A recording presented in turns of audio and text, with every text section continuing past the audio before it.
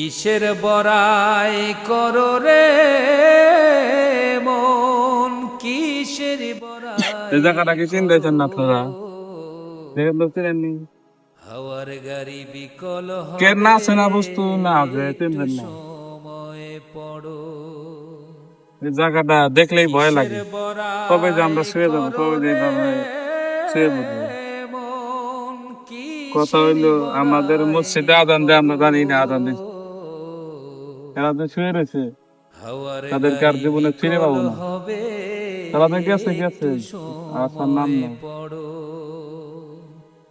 সবাই কার কাজ করে জমিনে নামাজ পড়বেন, বাঁধলি আল্লাহর মতো ফিরে যান। ঘর, একদিন কে মরতে হবে। বাঁধালি দেখেন এই কি যে কত মানুষ তার, চোখের সামনে দিয়ে গেছে, মিছে কেন তাদেরকে আর করো দেখি না।